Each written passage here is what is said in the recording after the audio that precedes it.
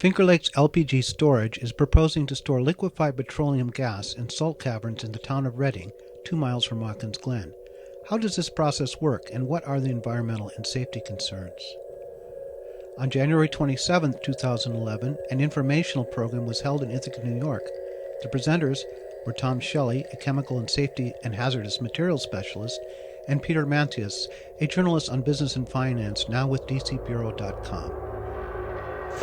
Finger Lakes LPG Storage is seeking approval from the New York State DEC to store up to 88 million gallons of LPG in salt caverns near the western shore of Seneca Lake. The stored liquid petroleum gas would consist of propane and butane, used for home heating and industrial purposes. The salt caverns, currently brine-filled, were created by U.S. Salt and Cargill's mining operations. To make space for the LPG, some of the brine would be pumped out and placed in a surface pond. As the LPG was needed on a seasonal basis, it would be shipped out by truck and rail. The brine would be moved between the surface pond and the cavern as needed. If approved, the project would involve connection to an existing interstate pipeline, constructing a 14-acre lined surface pond on the hillside above Seneca Lake with a capacity to hold 2 million barrels of displaced brine, stormwater control structures, compressors, construction of a new rail and truck transfer facility, LPG storage tanks, and office and distribution buildings. The next opportunity for public comment will be when the DEC finishes its draft Environmental Impact Statement, or EIS. I'd like to welcome everyone and thank you very much for coming out tonight. I'm Sarah Hess. I'm a citizen activist and a volunteer with ShaleShock Action Alliance. We have several reasons for wanting to organize this meeting tonight. Watkins Glen and Schuyler County are right next door, so what affects people there affects us too. If they have safety and environmental concerns, we want to know what they are.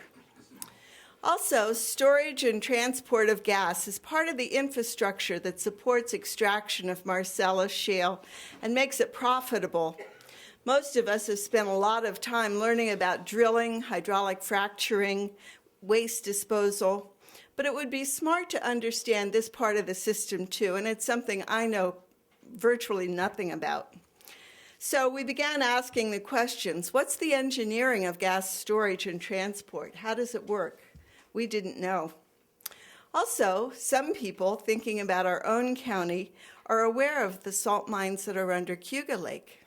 If salt mines are a resource for storing natural gas or natural gas liquids, might our lake also be used for that purpose?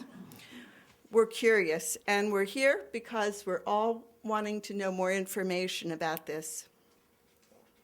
For this meeting, we have two objectives. The first one is obviously to learn more, and we've invited two people who've very generously given their time to speak to us tonight. Peter Mantius will talk about the particular details of the proposed facility, which is about 2 miles from Watkins Glen. And from his investigations, what are the safety and environmental concerns that he has? And after that, Shelley will give some background on how storage systems work, especially in salt caverns, and what has been the safety record of salt caverns. Our second objective is to encourage all of you who have your own concerns to use your right as citizens to write to the DEC. The time frame is short, and this is only a scoping document. We will have another opportunity later on. I'd like to introduce Peter Mantius now. He's going to be our first speaker. Peter has been covering business since the 1980s and is a 3-time Pulitzer Prize nominee, regional first place winner of a Society for Professional Journalists Business Writing Award, and first place winner of 2 Associated Press Awards. He holds 2 journalism degrees, one from the University of North Carolina and the other from Ohio State University, where he was a Kiplinger Fellow. He was a financial and political reporter at the Atlantic Constitution for 17 years. And currently, actually, Peter, I forgot to ask where you live. Currently, he lives in Burdett. He's our close neighbor there. and writes for DC Bureau. Please help me to welcome him and thank him for being here tonight.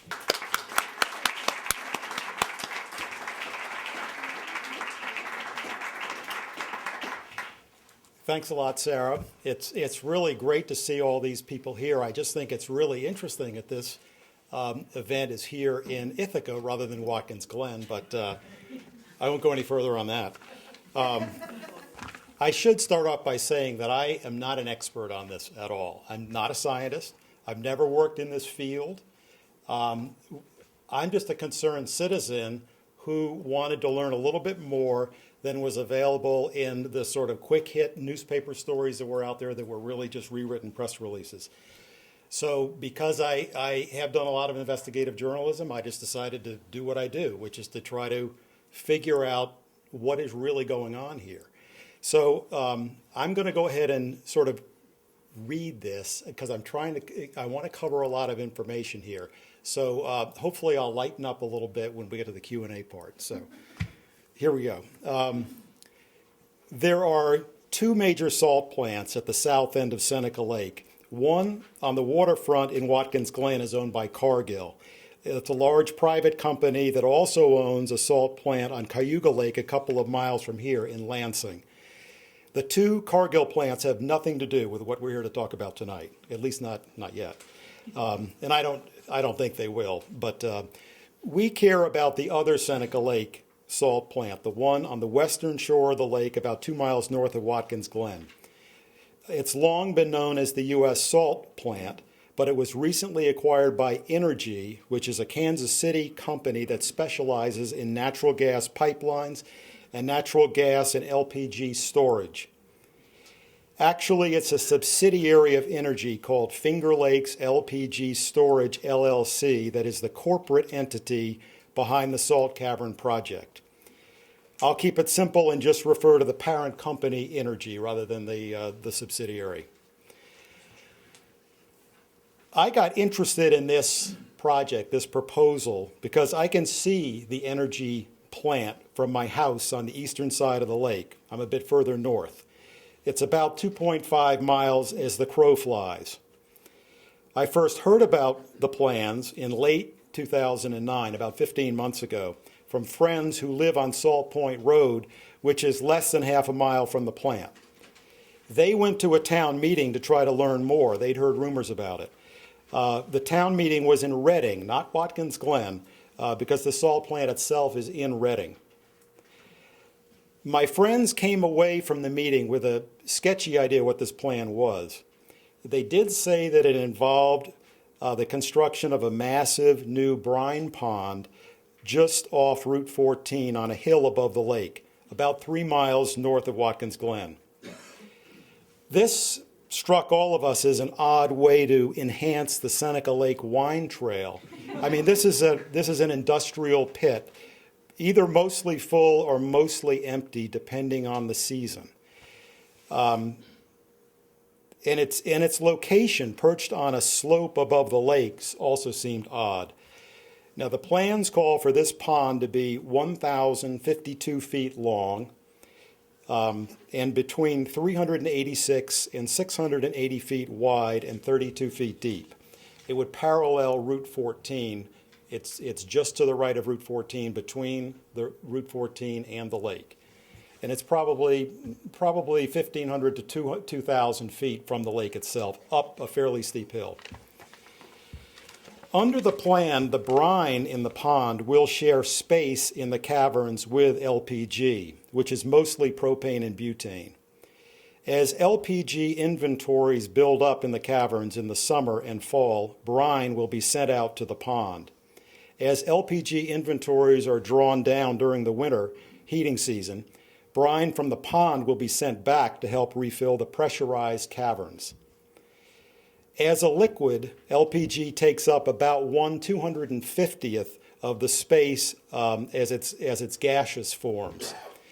In order to keep the fuel in the more space-efficient liquid form, the company has said it will pressurize the caverns.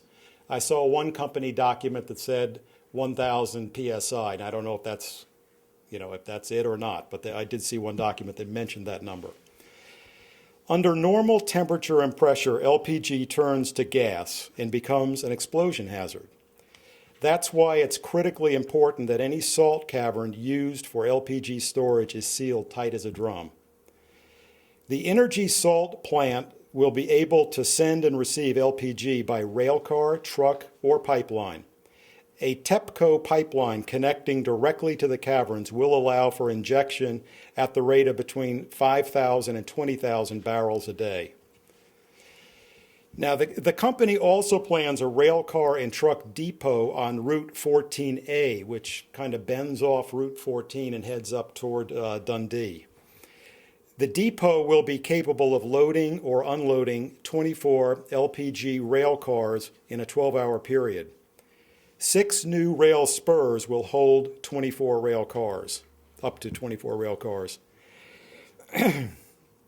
The truck station is projected to be capable of loading or unloading 30 trucks a day at 2 different bays, but it's expandable to 4 bays. Either way, I think we can expect a major rise in truck traffic in Watkins Glen.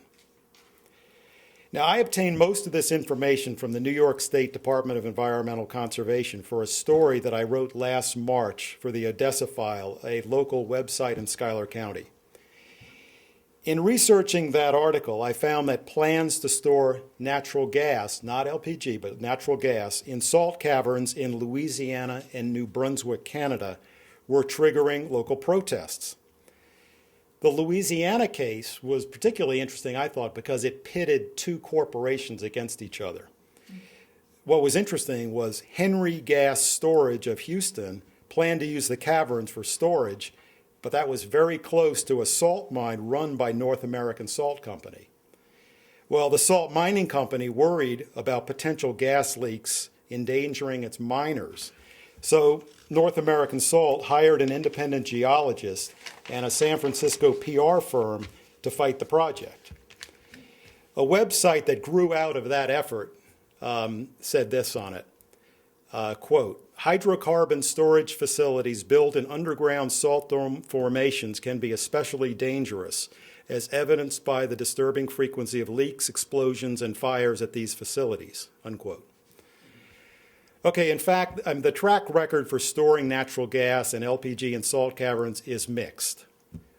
Salt cavern storage is not at all rare, and its proponents argue that the accident rates are, when you look at the broad picture, they're fairly low.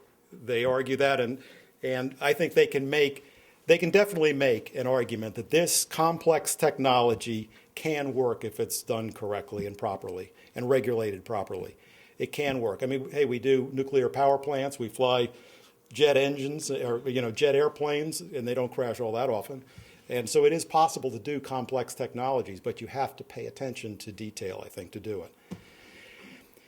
But when you look nationwide, there have been a handful of devastating accidents over the decades. One that's often cited is the 1992 explosion at a salt cavern in Brenham, Texas. It was storing LPG. The blast registered more than 4.0 on the Richter scale and reportedly could be heard and felt 70 miles away in Houston. 3 people died and many others were injured. Several years earlier, fire and explosion at another Texas salt cavern led to the evacuation of the entire town with more than 2,000 residents. This was also LPG storage, not natural gas storage. And now, not to scare anyone from Watkins Glen, but the evacuation radius was roughly 3 miles. And that, if you that would have included Watkins Glen. Now, on the internet, it's possible to dig up all sorts of lists about salt cavern accidents. To me, the most comprehensive and the least biased is the 2008 British Geological Survey. It gives technical descriptions of the storage process and summaries of the major accidents in the U.S. and around the world. Another very interesting article appeared in the trade publication Energy Markets in 2004. The writer, John M. Hopper, argues that salt caverns are more prone to catastrophic accidents than the other 2 main underground storage options for hydrocarbons. Those other options are First, depleted oil and gas reservoirs, and the other is aquifers, believe it or not. According to Hopper, there are roughly 400 major underground storage facilities for hydrocarbons in the U.S., but only about 40 of those are salt caverns. So that's less than 10% or roughly 10%. Even so, all 10 of what he classifies as the, quote, catastrophic failures, unquote, at underground facilities since 1972 have occurred at salt caverns. So who is this John Hopper? We always need to ask, who is the source? Turns out he has run 2 underground storage companies that specialize in depleted reservoir storage facilities.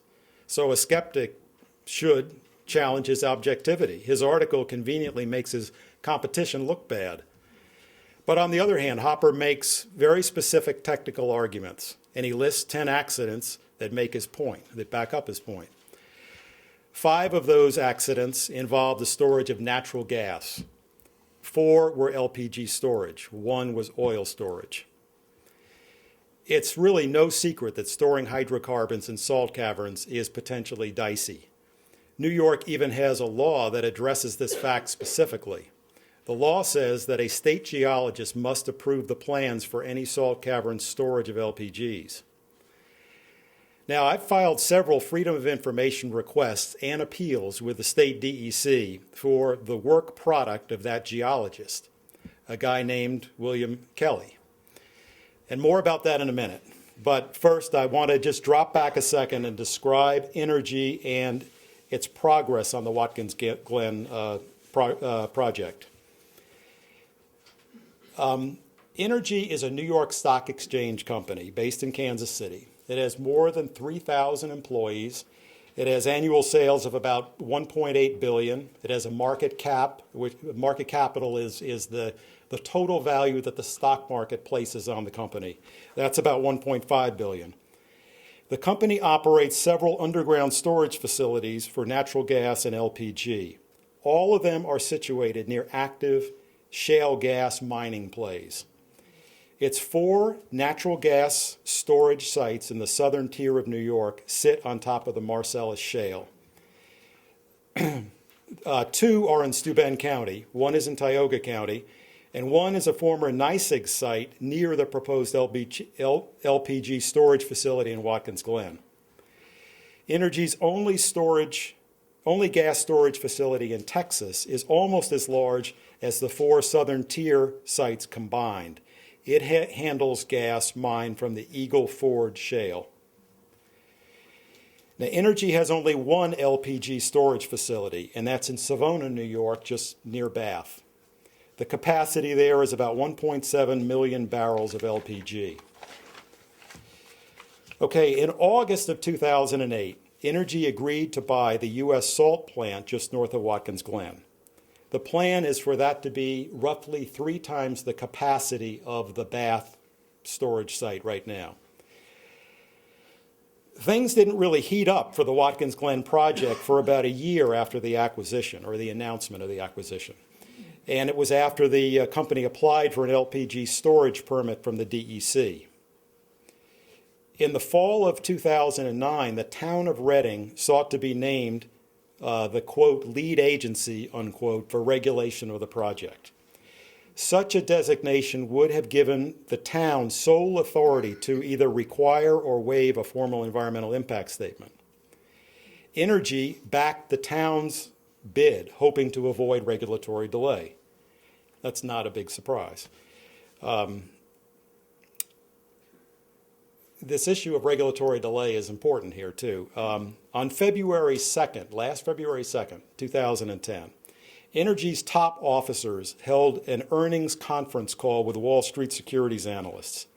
These calls are pretty common, but they can have a really big impact on how investors gauge a company's prospects, its revenues, its net income, its stock price. During that call, one of the Wall Street analysts asked Bill Moeller, Energy's point man for the Watkins Glen project, to estimate the project's, quote, in-service date, unquote. Moeller answered, quote, "We are targeting summer of this year," unquote. By that, he meant the summer of 2010, last summer. That projection proved to be rather optimistic. The company would have had to build the brine pond, the truck rail depot, and other facilities in less than 6 months. That sort of fast-track schedule would not have allowed for any kind of regulatory delay at all.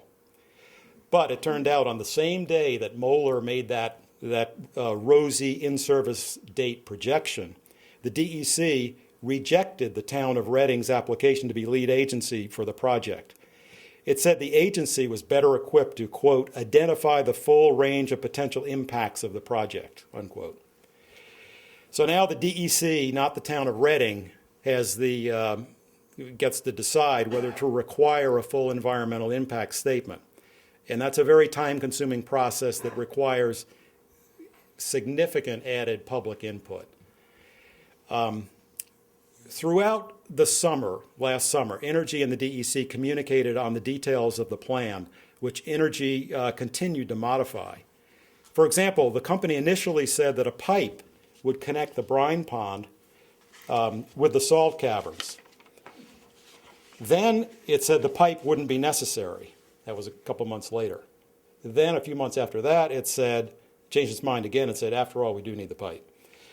And that's very significant, because if there's lots of brine going back and forth between the salt caverns and the pond, how's it going to get there? Are you going to truck that there? Are you going to truck it along Salt Point Road?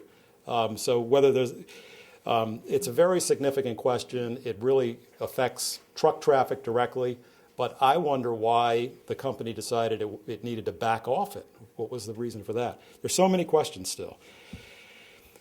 As the year wore on, the company continued to press the agency for prompt decision-making, but the DEC was silent on this environmental impact statement question. Are you going to require it or not?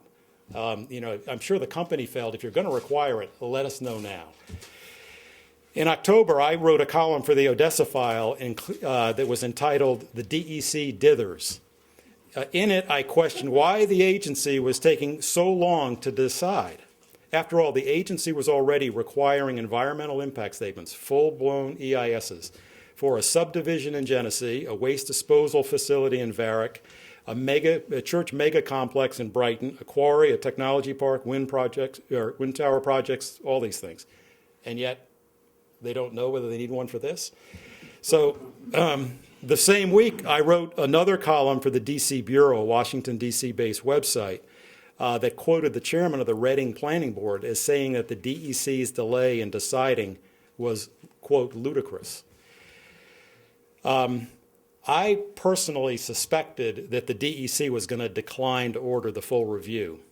And the reason I was leaning that way was it didn't require one for Energy's LPG storage facility in Bath, even though that brine from that facility was allowed to overflow into a local river. It was not considered, it didn't reach the threshold of environmental concern that they would need to have a full environmental impact statement. They ruled. But anyway, in mid-November, the DEC, I think, did the right thing and ordered a full environmental impact statement at Watkins Glen. It set a January 31st deadline for comments on the scoping documents of that environmental impact statement. Since then, there's been a spike in local interest in the project, as this meeting shows.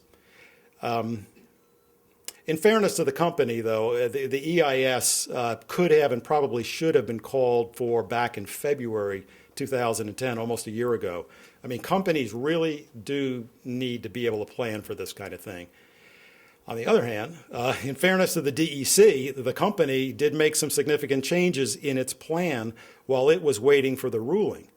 Plus, the DEC was hit hard last year by state orders to downsize. Key people retired early or were laid off, taking their knowledge with them.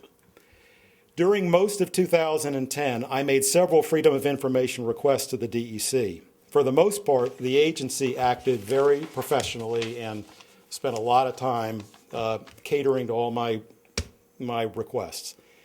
However, I was very distressed to receive rejection letters for key documents. At the top of my list was the company's, quote, reservoir suitability report, unquote.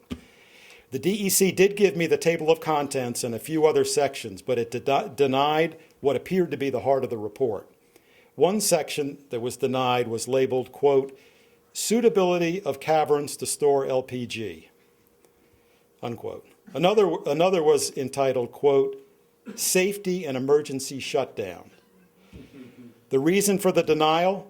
Energy had asserted its right to protect trade secrets. I appealed it to the General Counsel's office, but that didn't go anywhere. I also sought documents by the state geologist who was required to review and approve the plan. His name is William Kelly. He took an early retirement offer sometime, I think it was late last summer, maybe around September. I filed a Freedom of Information request for all his letters, comments, notes, and emails on the energy project. The DEC denied all of those as well. Under the law, the agency has a right to deny, quote, interagency and intra-agency materials. It has a right to it. The law actually says it may deny this. And sure enough, somebody in the DEC decided that they were going to take that option and they were going to flatly deny me all of it. So they exercised that right. I appealed again to the General Counsel's office, and I still have not seen one word of Kelly's work. Now that a lot more people besides me are asking questions, maybe we can get a peek at what this guy wrote. Maybe it's not important, but maybe it says very important things. Maybe the full suitability report can be made public, including the parts about emergency shutdowns. You know, I'd also like to understand who has the ultimate responsibility for this project, the liability for it. Does Energy? Will it be bonded? If so, how much? Are there any circumstances under which state taxpayers would be left holding the bag? Also, will this project change the amount of water, brine, discharged into Seneca Lake? If so, has the company or will the company be amending its discharge permit? I hope you all have other important questions that I have not thought of, because one thing I've learned in all of this, that you really need to raise your voice. And if you don't raise your voice, stuff slips by. And I'll end on that. Pass it over to Tom.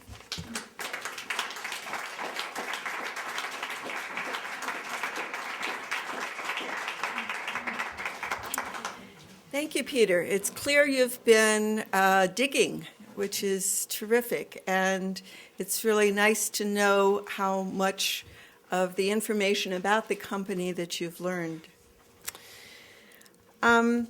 Next, we have Tom Shelley, who has spent his career as a specialist in chemical safety, laboratory safety, and hazardous material management. Tom worked 17 years at Cornell's Department of Environmental Safety and was for many years there their chemical hygiene officer for the university. He attended Bowling Green University in Ohio, where he majored in chemistry and geology.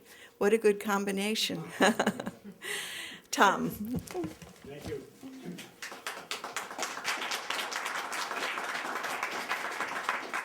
Good evening, everyone.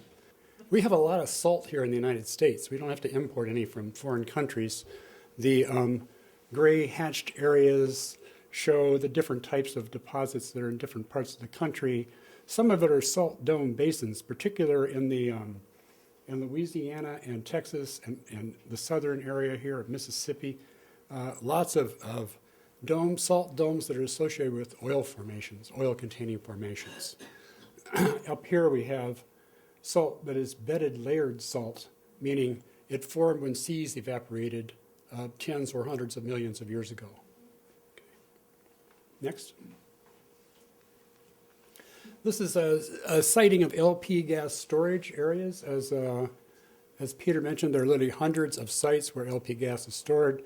There are some up here in New York, and we're in one of those areas where some of those LP gas storages are located. Most of them are down here in Texas, Louisiana, the big producing areas for LP gas. By light hydrocarbons, this means propane, butane, ethane, ethylene, propylene, a few other gaseous, low molecular weight hydrocarbons. Methane is the lightest. Methane is not included in this. It's everything but methane that comes out of natural gas, because natural gas is quite a mixture of things. It's not just methane coming out of the ground. Next. This is natural gas storage. This is either compressed or liquefied natural gas stored underground. And once again, the big producing areas down here in the southern states have most of it. But there are a lot of gas producing states up here historically, and a lot of gas storage areas, what are called consuming areas up here. Often gas is piped up here year-round and stored during the summer and released again during the winter, during the heating season. And of course, we have a lot of call for heat up here for some reason. Next. Thank you. There are many different types of salt facilities, all or most of which are being used now for, in one way or another, for storing both LP gas and liquid natural gas. There are traditional sort of cavernous kind of mines that we have up at Cargill, up at in Lansing, and those mines are just excavated mines underground. There are lots of other types that Peter mentioned. Some are old aquifers or disused aquifers that are buried deep in the ground, and liquefied gas is pumped into those, and the water is displaced, and actually the hydrostatic pressure, the force of the water underground, holds the gas in place in those cases. And then again, there are various types of depleted gas reservoirs. For example, this is an indicator in this little schematic here of a depleted gas reservoir where they're once mined gas and oil out, and they just pump it back down there and store it again underground temporarily. Next. This is a typical room and pillar mining of salt as they head up the Cargill mine in Lansing. There are very few of these that are actually used for storing LP gas or liquid natural gas underground, but there are some. And in some cases, they've actually grouted the walls of underground chambers like this to prevent gas from leaking through, they hope. And we all know how grouting goes these days. Next, please. This is from one of the companies, actually a company website where they do a lot of natural gas underground storage. You can see what they do is, this is a whole salt formation here, and they actually go into the salt formation and they intentionally pump water down into the salt formation and make what they call solution cavities. They actually dissolve the salt away and bring up the brine, which is then processed for salt on the surface. Very similar to what is done in the Cargill facility in Watkins Glen. And in these instances, they just basically pump the liquefied natural gas back into the hole underground where the salt once was. And they pump the brine out, as Peter said, and bring it up to the surface and keep it on the surface and pump it back down during the winter when they take the liquid natural gas out or liquefied propane gas out, whichever they do. Next. This is an example of a solution cavity, and you can see here they have various casings, just like well casings for drilling, basically. They're basically drilled wells into the cavity. And of course, they have to grout and cement these things. And we've, given the Horizon event in the Gulf last year, that well that blew up was a partial casing failure. And in Pennsylvania, where they've been doing a lot of Marcellus drilling, there have been numerous instances of casing failures and resulting fires and explosions and deaths of personnel and several other nasty things that have happened down there. So the Halliburtons of the world aren't perfect. And, we're finding that out the hard way here up in the Northeast. Next. So what kind of problems are there associated with potential liquefied petroleum gas storage? There are handling instances. One of my adages as a chemical safety hazardous material specialist is that spills happen. If you have industrial quantities of anything, there are going to be spills of that stuff somewhere along the way. Part of it is because of poorly maintained equipment. I mean, you're looking at infrastructure which is put in, which is supposed to last 20, 40, 50 years. And of course, things are made out of metal. There's strain in metal. Metal fails over time for one reason or another. And you have, equipment that needs to be maintained on a routine basis. And we have companies that skimp on the maintenance of their equipment to save money. And that's a routine thing in industry, which leads to failure. And the equipment, of course, is pretty critical, some of it. Lack of human error, lack of training, that's a good one right there. A lot of companies hate to put money into training because that costs a lot of money to train their personnel. So they do the lowest common denominator training possible in many cases, especially small mom and pop businesses. the bigger companies that have more major programs are often better in the training than the little guys are. And of course, methane leaks of any kind are adding to the greenhouse gas situation, which causes global warming. Depending on the time framework you use, methane has between 20 and 70 times the capacity of carbon dioxide to absorb energy from the sun as heat and to heat the atmosphere.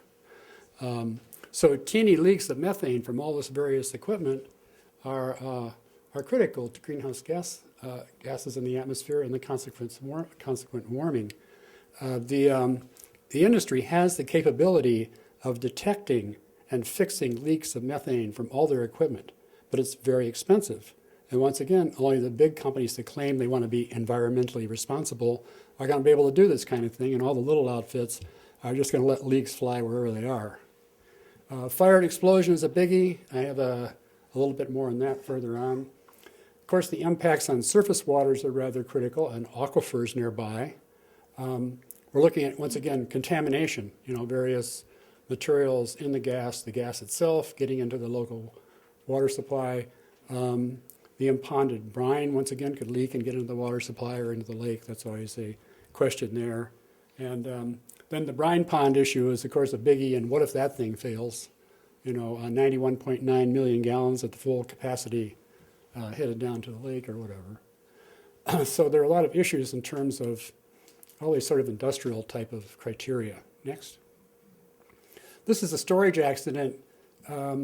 This was a Hutchinson, Kansas incident, and what happened is there was a natural gas pipeline serving various underground facilities, storage facilities, that leaked, and it leaked badly, and it leaked underground. And in various places over a period of several days, pockets of natural gas reached the surface, pushed through the surface, and caught on fire and exploded. And it burnt down several buildings in downtown Hutchinson. It burnt down most of the LP gas storage facility itself, natural gas storage facility itself. And it also, in one place, erupted under a trailer park and burned a trailer park to the ground and killed 2 people that were there at the time. So this is one of the more major ones. This website called Salt Caverns, if you search on Salt Caverns, you'll find the website. They have a whole long document on many different underground incidents of LP and natural gas exploding and or forming explosions or fire or other bad conditions for the local population. Firefighters, by the way, absolutely hate liquefied propane gas. It's the single most common killer of firefighters because LP gas is a terrible explosive material. And it's very concentrated, of course. Like Peter said, it's 250 times more concentrated than the gaseous form of the same materials. And in a fire kind of situation in particular, tanks of LP gas have exploded in industry and in homes and killed firefighters. And so there's a whole National Fire Protection Association standard on the handling and maintenance of LP gas and the equipment in which it's stored, tanks, transfer vessels, all sorts of things like that. So that's also a pretty critical factor. I also have Mr. Hopper's document that Peter mentioned before, so I won't go into that much more. Okay, next. We mentioned infrastructure and some of the outdated infrastructure. This is a wooden trestle bridge here near Watkins Glen that the trains have to go over to get back and forth to that facility. Peter, if there's anything you want to say while I'm going along, feel free to jump in or put your hand up or whatever. So there's a question, yes. Well, I don't have a mic, but one thing interesting about this trestle is that it's a rebuilt version of it. This trestle collapsed in a storm. The early model of this collapsed in a storm in 1935, and this was rebuilt then. And this is the Norfolk Southern line. Norfolk Southern does checks of its rail lines all the time. This is something they apparently pay particular, attention to because it's, well, you could look at it. Okay, next. Okay, this is a typical brine pond associated with these larger facilities, and it's sort of on the scale of the pond that we would be seeing near Watkins at this point in Reading. Their pond, as I said, was designed to hold 91.9 million gallons of brine at the peak season when the brine's being pumped out in the summer. Next. Now the question I have is, do we want an industrial landscape in our area? I guess that's the question we have to grapple with here. Visual impacts are very important. How is this going to affect the tourism? There was an article I read recently that came forward through one of the lists that said that the Finger Lakes was selected as the most sought after tourist destination in a lake district. It came above Lake Como in Italy and several other places that are very famous lake districts. So we have the key tourist lake district in the world right here at our feet. And if it becomes an industrial zone, I don't think it's going to be as attractive to the tourists that come here to get away from their industrial zones in whatever big city they live in. Transportation at once is critical. It's going to have a lot more roads, a lot more rails coming in and out. There's a whole set of tracks and roads they have to build. Who's going to pay for the excess wear and tear on the county roads and the town roads? That's always a big question that towns really have to grapple with, because large truck traffic destroys roads in no time at all. There's also the issue of pollution, which I didn't mention in my slide, but one of the biggest contributors to greenhouse gas emissions in any of these operations is the truck traffic. It also contributes greatly to volatile organic compound emissions, which then form ground-level ozone. And we could have an opportunity with large truck traffic in any of these gas-producing gas storage areas for large-scale ozone generation, which is very dangerous to many crops, including organic alfalfa and lots of things that we grow around this area. Noise is a big issue. There are lots of truck and rail traffic, of course, as I mentioned, that are very noisy, going 24/7 probably. Compressor buildings are very loud. There have been very serious medical conditions associated with high noise conditions, and especially low frequency noise generated by compressor stations. Some of our friends in Dish, Texas, you maybe have heard some of those people talk about the compressor stations down there and the adverse impact that's had on their lifestyle. Okay, next. Geology is a big issue here as well. Maybe some of you have been to some of the other, Tony and Grafe or other people who are geologists giving presentations. Ed Capel's given several. We are sitting on top of very highly fractured mass of rocks going down many, many thousands of feet. There are 11,500 vertical feet of rock going down to the basement rock in these areas, in some places more. It's very highly fractured. There are lots of joints, meaning cracks that are aligned at specific angles to each other. And of course, there are lots of small faults around, many of which aren't even mapped. And we're not seismically clean. We are in an area that does have a 3 or a 4 earthquake on occasion. Most of those originate near Buffalo, and we hardly ever feel them, but we still could have minor tremors here, which may or may not have an impact on an industrial facility. Another problem is the solution of LP gas components by water.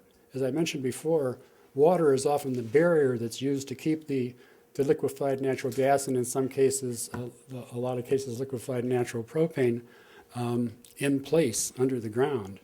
I have a paper here from a scientific journal dated August 2004 that says, numerical simulations of leakage from underground LP gas storage caverns, and they go into many pages of detail and lots of very technical stuff, but the conclusion is that butane and propane and some of the other components of liquefied petroleum gas can dissolve in high pressure water underground and can actually then migrate away from the source of the storage of the LP gas.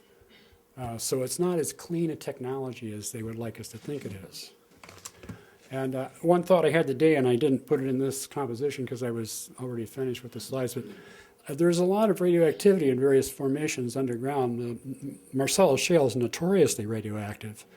And I'm just wondering if stored LP or stored natural gas is going to pick up any naturally occurring radioactive material while it's underground, being irradiated as it is. Migration can be a problem once again. I mean, if any of these solution cavities or mined out areas with the roof and pillar kind of mining have any sort of links to other areas, you know, if there are cracks, if there are small faults, if there are whatever, gas is going to under pressure is going to escape to those areas if it can. So once again, I have no idea what level of sophistication they've looked at the geology of the area to determine the existence of faults and other things that might contribute to migration of gas out of the area into nearby areas. And of course, then we have the issue with collapse of mines. These mines are very deep, and we probably wouldn't have a collapse issue. In other areas where they might want to try this, there are rather shallow mines, and there's a whole history now of 50, 60-year-old mines, especially coal mines and salt mines, collapsing and causing large sinkholes on the surface and whole homes being swallowed up by surface subsidence in some of these areas. So that's probably not a serious issue here, but it's something they should look at before they actually go full tilt into doing these kind of things. Next. Okay. So is this the Watkins Glen we want? Here, which is one of our favorite places to go, of course. Next. Or increasing industrialization. You know, once we have natural gas and liquefied propane gas here, we have the raw materials for making plastic. We have the raw materials for making fertilizer and hundreds of other industrial commodities. And many of these plants might decide to locate near where the source of the raw material was rather than have it piped thousands of miles. So that's an increased concern that we have right now as well. Okay. Thank you very much. That's the end of my presentation.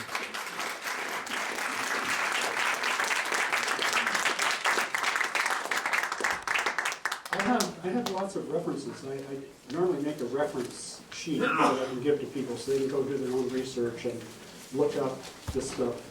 All the material I have paper copies and electronic copies of, and if anyone's interested, I could give you some of the background material. Also, I think we'll probably have other presentations along these lines, so we hope. I hope we can get